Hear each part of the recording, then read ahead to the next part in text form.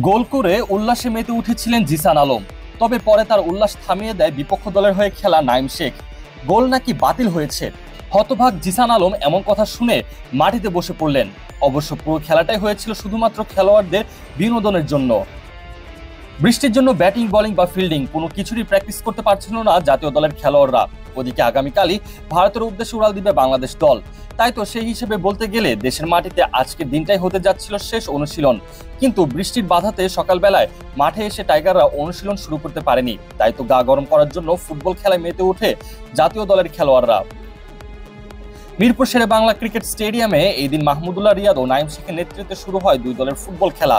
একদল জাতীয় দলের অনুশীলন জার্সি পরিহিত, তো আরেক দল সেই অনুশীলন জার্সি উল্টিয়ে পড়া দল। এরপর শুরু হয়ে যায় ফুটবল খেলা। খেলার একটা পর্যায়ে সর্বপ্রথম গোল করার সুযোগ এসেছিল শামীম পাটোয়ারির কাছে, তবে গোলকিপারের দক্ষতায় গোল মিস হয়ে যায়। এরপরে আসে জিসান আলমের সুযোগ। বল নিয়ে তীব্র গতিতে ছুটে যাচ্ছিলেন রিশাদ হোসেন।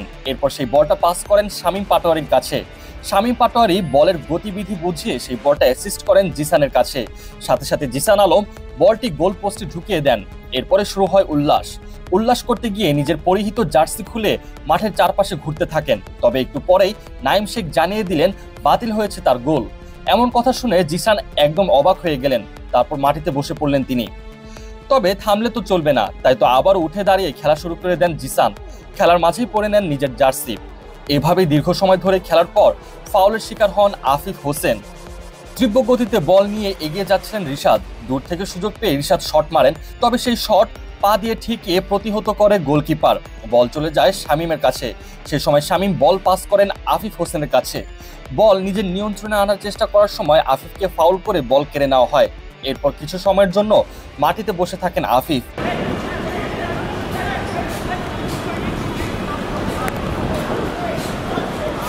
পরে অবশ্য আবার উঠে খেলা শুরু করে দেন তিনি।